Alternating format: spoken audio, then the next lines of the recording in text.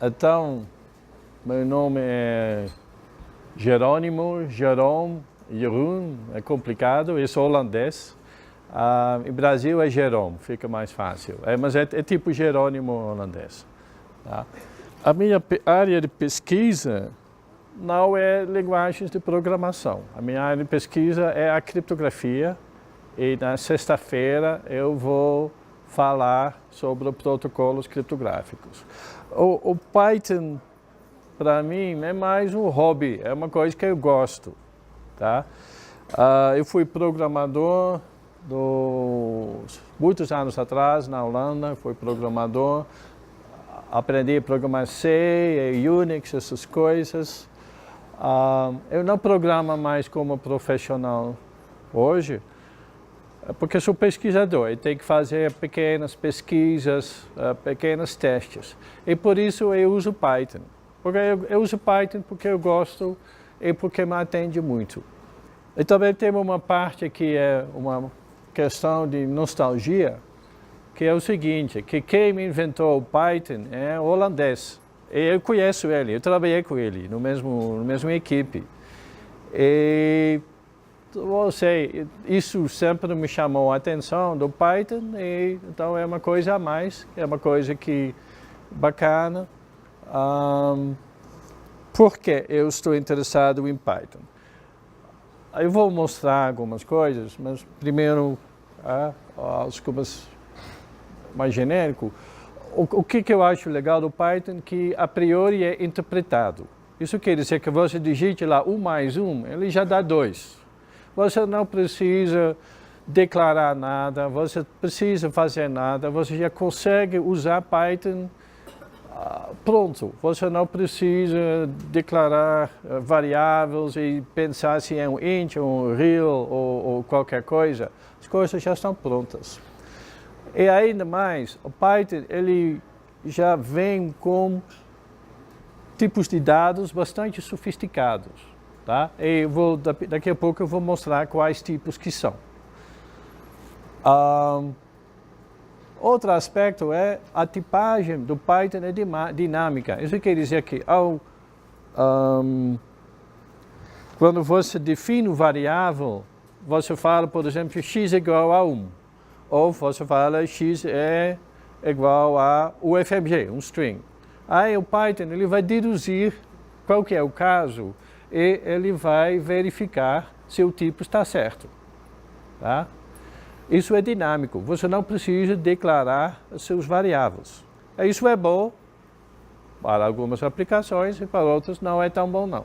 Tá? Se você está fazendo software para avião, talvez você não queira usar Python. Se você quer coisa de alta segurança, talvez não seja a melhor solução. E o que é legal, eu falei que você consegue interpretar, ele já vem pronto. Mas o que acontece? Você faz um script, aí vai expandir, e muitas dessas linguagens, elas não comportam projetos grandes. Mas Python é diferente. Python foi pensado que você tem uma camada simples, mas por baixo tem uma camada sofisticada. Tem lá o Object-Oriented Programming, se quiser objetos e todos esses aspectos, está tudo pronto no Python. Então, se você tem um projetinho, tá bom. Se você tem um grande projeto, tá bom também. Serve também para fazer script. Eu pretendo, no final da palestra, mostrar um script simples. Python tem uma boa integração com C. Na verdade, Python foi todo implementado em C, tá? E isso tem várias vantagens, né? C é uma linguagem bastante divulgada, principalmente por causa da popularidade grande do Unix. E você vai ver no passado porque C cresceu, é por causa do Unix que cresceu. E aí, então, se você quer fazer uma coisa, o Python o programa está bom, mas tem uma parte que é muito devagar. Aí você consegue isolar esta parte e optimizar. E fazer os dois comunicar. Tá? O Python pode comunicar com C. Também existe uma integração com Java, em particular, existe uma implementação do Python em Java Bytecode. E o que me interessa também, eu vou mostrar no final, existem extensões para computação numérica. Tá? Se você, por exemplo, um engenheiro, um físico, quer fazer algumas computações, aí você pode usar lá, tem pacotes, mas o que é muito na moda hoje são as extensões que chamam IPython e Sage. Eu vou falar no final, vou falar um pouco sobre essas. E só um porém é que no semestre que vem eu vou dar disciplina de graduação para alunos de engenharia e de economia. Eu vou dar programação do computador e eu vou usar Python. A minha ideia é eu vou explicar para eles o que é Python, o que é IPython, para que eles consigam fazer coisas de programação simples. Tá? Então, esta é a minha motivação. Muitas vezes falam que Python é um canivete suíço, tá? Tem tipagem dinâmica, tem biblioteca padrão completa, tem muitos paradigmas. Meu celular, por exemplo, aqui um Android, eu baixei lá uma coisa que chama QPython, aí eu tenho aqui o Python disponível, aí eu consigo rodar algumas coisas simples, eu consigo rodar no meu celular também. A multiplataforma, Python foi desenvolvido para Windows, para Linux, para Apple, tá? É software livre e tem tanta coisa, na verdade, que eu acho que esta canivete suíça é mais o que se aplica no caso do Python. Tá? Também tem uma frase, eu coloquei lá, batteries included, ou seja, as pilhas vêm junto com Python. Isso quer dizer que eles têm o esforço de fazer um acabamento total. Tá? A ideia é que você comprou o rádio no shopping ou há pouco, e você chega em casa e, droga, esqueceram lá as pilhas. Mas no Python as pilhas já estão incluídas na linguagem de programação. Tá? Tudo que você consegue imaginar, na verdade, já foi inventado. Tá? Porque você não está sozinho. Tem lá uma fundação Python, Python Foundation, nos Estados Unidos. Aqui mantém lá a página web e tem todos os documentos. Tem lá pelo menos 8 introduções a Python, dependendo do seu contexto, dependendo do que você quer saber. Tem pessoas que não sabem programar, tem pessoas que sabem. Aqui estou supondo que você já sabe programar, tá?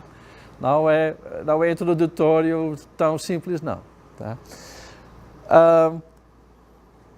E teve suporte comercial também. A Google adotou Python, não sei, 10, 15 anos atrás, não, 10 anos atrás, mais ou menos, e falou que sem Python eles não teriam dado conta do recado. Tá? E para ter certeza que Python ia para o caminho certo, eles contrataram aquele holandês amigo meu, que ele migrou para os Estados Unidos antes trabalhando nesta fundação Python, e depois ele foi contratado por Google e hoje trabalha na Google. Tá? E me falaram, não sei até onde é verdade, mas se você quer trabalhar na Google, você deve saber programar Python. Então, se alguém aqui pensa em trabalhar aqui na Google, que fica na Bias Fortes, talvez você tenha que prestar atenção. Ou você já sabe programar Python. Também é possível que tenha alguém aqui na sala que saiba mais sobre Python do que eu. Tá? Aí eu já peço desculpas de antemão. Então, se eu repetindo aqui, é do documento do site. Eu uso um sintaxe elegante, que faz os programas mais fáceis para ler.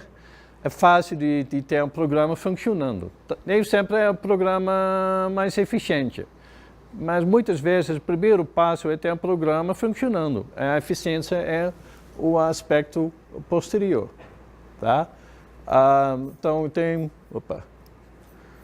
o grande biblioteca, tá? Tem coisas para página HTTP, style sheets, CSS, tem todos os pacotes que você consegue imaginar para Python, você vai achar.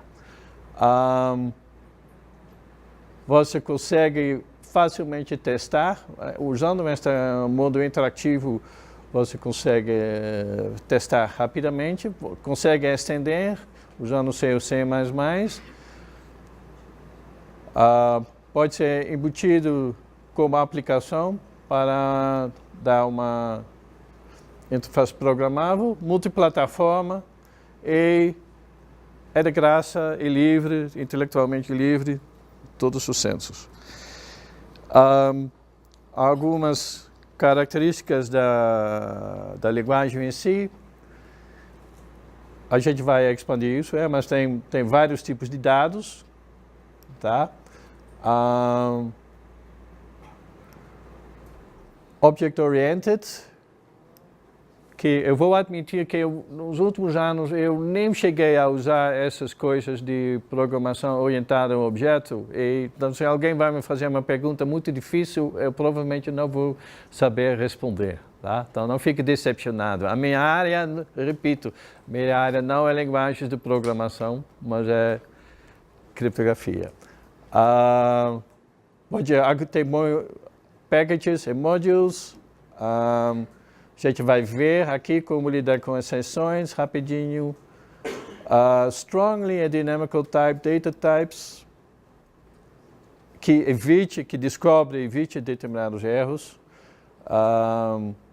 Conceitos avançados como geradores e list comprehensions. Essas eu vou falar sobre esse aspecto, sim. E uma coisa também, ele faz recuperação da memória automaticamente. Tá? Se você tem um variável ou uma estrutura que não é mais referenciado, a Python vai descobrir, ele vai tirar disso automaticamente para você. Tá? Que todo mundo que sabe, que mexe com linguagem de programação é uma coisa às vezes complicada. Tá? Tem vários modos de usar. Você pode, então, um dos modos é interpretado. Depois a gente vai mudar para o meu computador aqui, a gente vai ver. Ou como script, ou às vezes é útil compilar. Você até pode compilar Python. Tá? Aí você é uma forma diferente de usar. Mas eu nunca tentei. Aí tem um monte de extensões para web. Essa lista é ultrapassada de 2 ou 3 anos atrás. Talvez tenha mais coisas neste tempo. Então a agenda de hoje é bastante pragmática. Tá? O que eu vou fazer? Eu vou primeiro dar um pequeno exemplo e depois um exemplo mais sofisticado do Python. E aí a gente vai falar principalmente sobre os tipos de dados que tem. E no final eu vou falar sobre essas extensões, sobre IPython e Sage e essas ferramentas. Tá?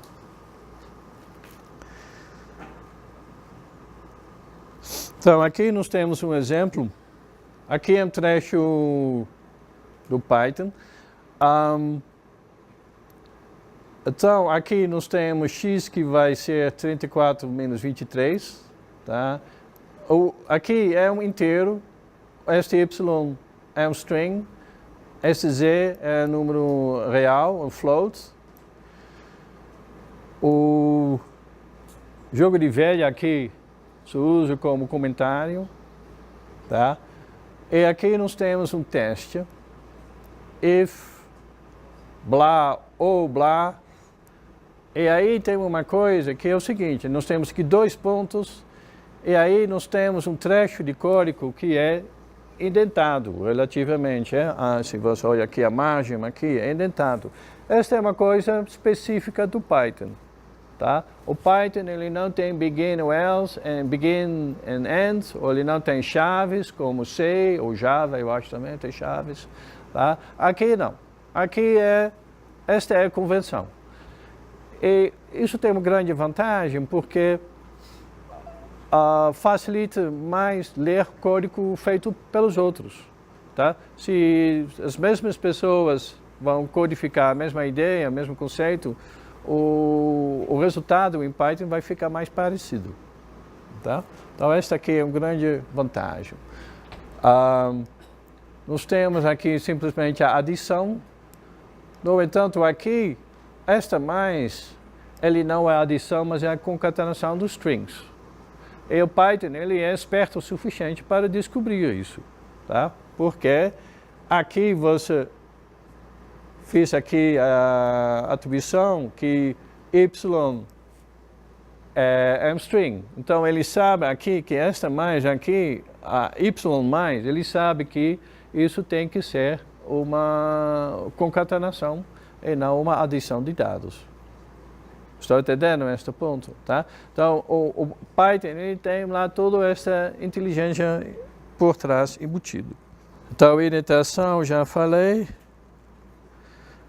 Aí tem um exemplo mais avançado. Este exemplo aqui, parte do... Na verdade, 3 anos atrás eu dei aqui um mini curso sobre Python e isso foi todo baseado nesse livro aqui. Opa! Se você vai lá, www.divingtopython3.net, você vai achar esse livro, é de graça. Tá? Você consegue imprimir esse documento ou não imprimir, tem PDF ou tem HTML, e aí eu peguei esse exemplo para preparar aquele mini curso e usei hoje nessa palestra também. O que é legal deste livro, que eu gosto muito, é que é um livro que já supõe que você sabe programar. Então ele não vai explicar o que é um if, ele não vai explicar o que é for, ele já assume que você entende essas noções, mas talvez você não saiba o que é Python. O programa trecho vai aqui duas partes. Aqui nos primeiro temos uma definição. E agora eu estou me dando conta que deve dar conta 3 anos atrás, que estão faltando chaves aqui e estão faltando uma chave aqui. Aqui tem que ficar uma abre-chave e uma fecha-chave. Eu peço desculpas, é por causa do LaTeX, o programa de fazer as transparências que as chaves sumiram.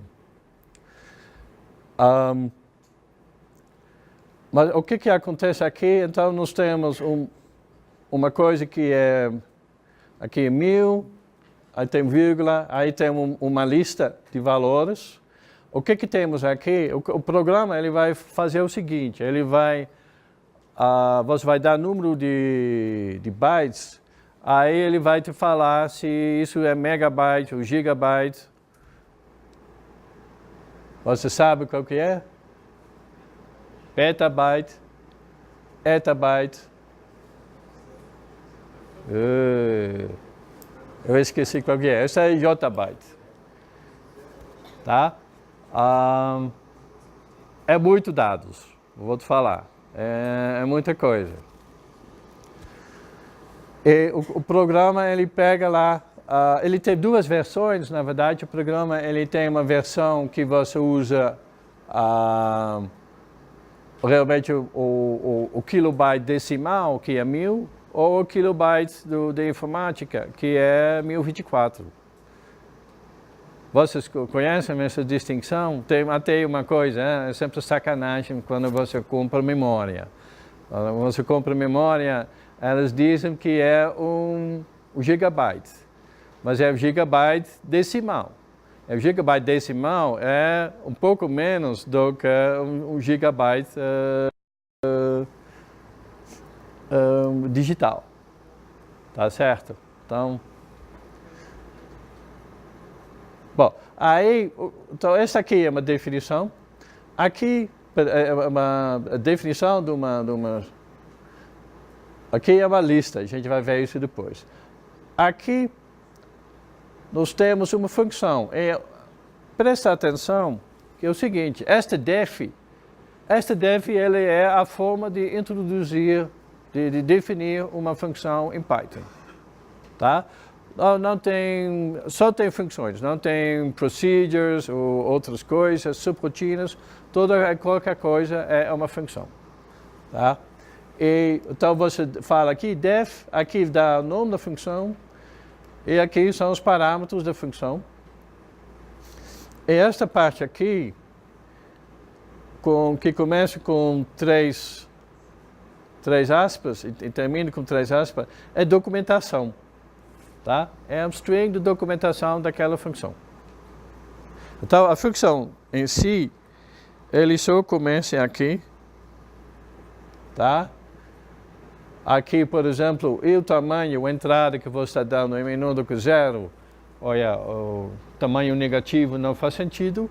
Aí, ele vai fazer aqui um raise value error. Raise aqui é uma primitiva de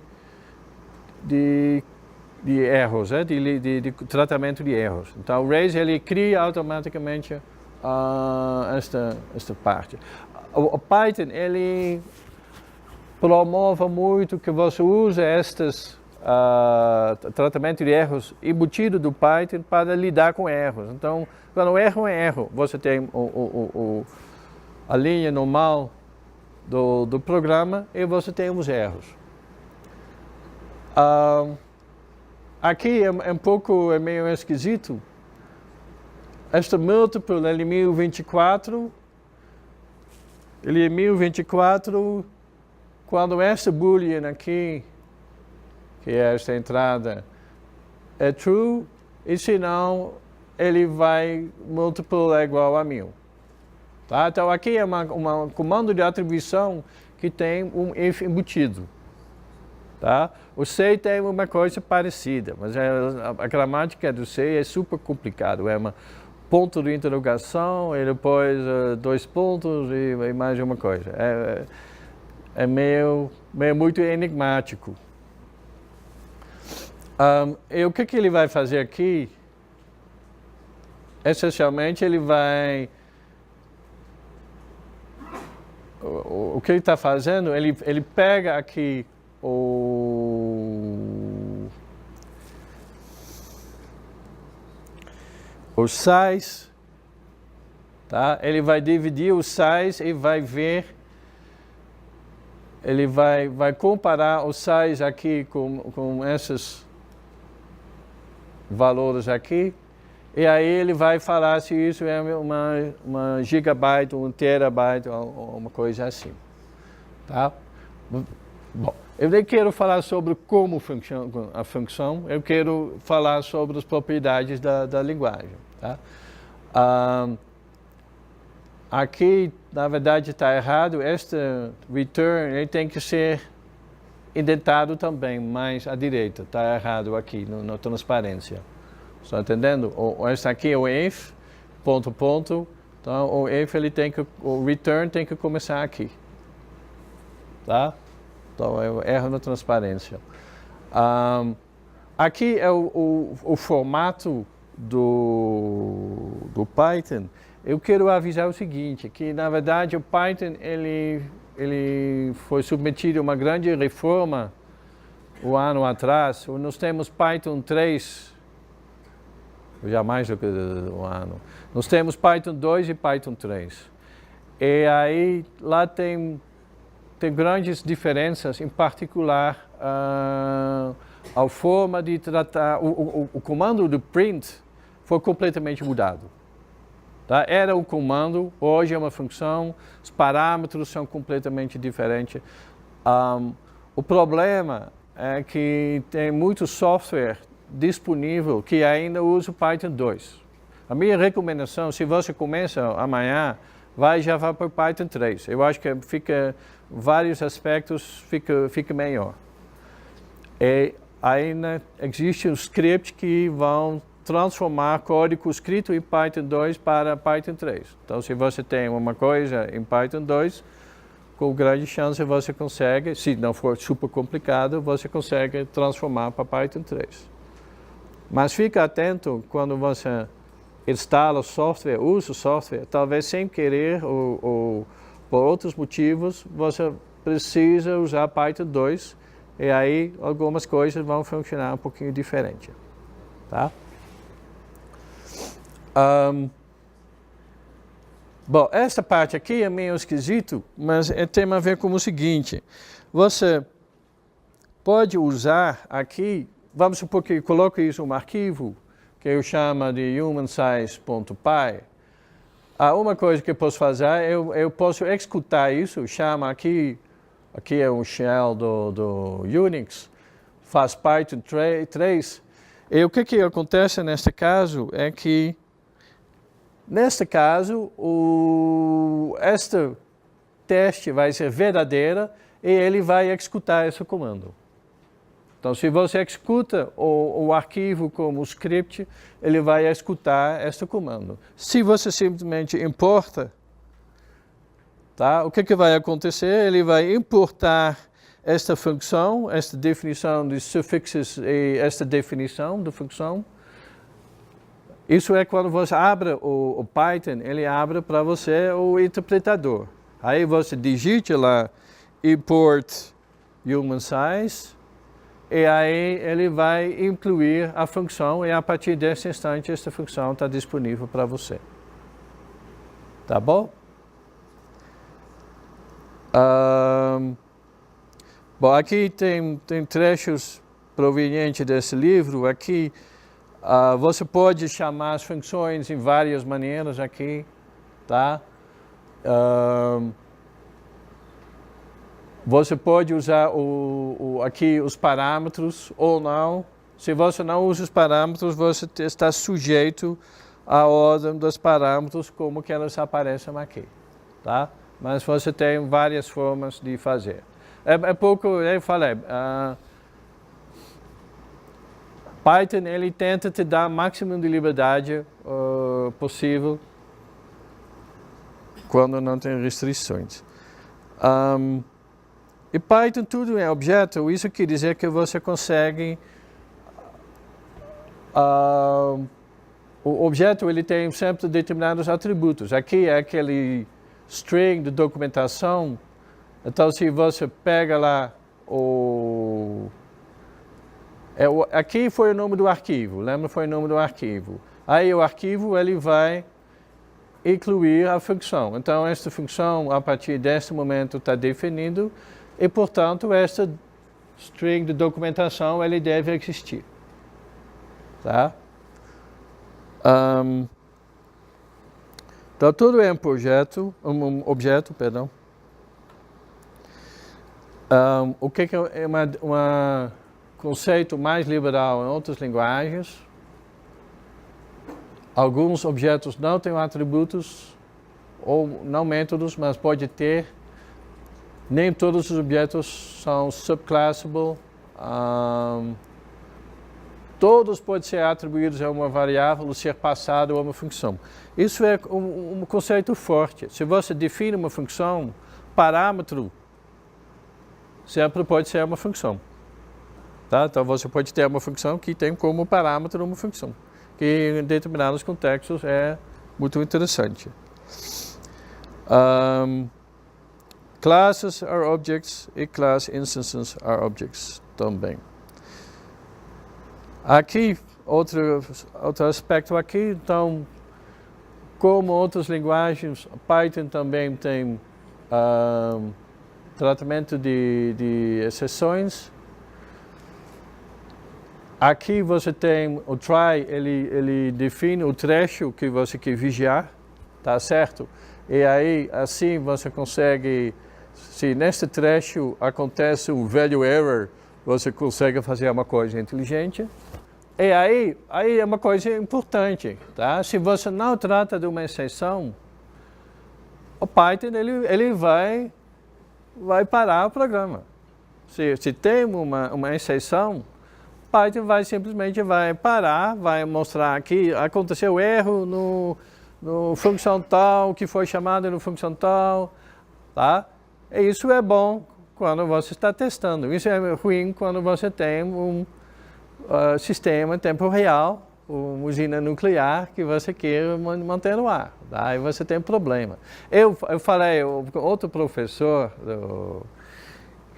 que eu ia dar essa disciplina de Python, ele me desprezou porque ele acha essa parte de Python, de lidar com interrupções e não tem declarações de variáveis, ele acha isso tudo muito ruim. Mas é verdade, depende do contexto em que você está, que isso pode ser bom ou pode ser ruim. Para ambiente de alta segurança, Python não vai atender, pelo menos não vai atender pelo produto final. Mas para o meu trabalho, em que eu tenho programinhos para testar, a Python atende muito bem. Eu não quero falar muito sobre o formato strings, mas o que acontece agora no Python 3? Agora, essas chaves, o que está entre chaves é o defino dos parâmetros. Então, esta aqui é o formato que vai ser do size, e esta aqui, o vai ser o formato que vai do suffix. Tá? Aqui o size ele é tratado como float, o suffix é um string, então ele não precisa fazer nada, ele não quer fazer nada. E aí tem lá um monte de regras e comandos específicos em que você consegue definir, tem que ser um float, ou tem que ser decimal, quantos casos decimais antes, depois da vírgula, tem toda esta parte. Tá bom? Que não tem tempo para especificar aqui.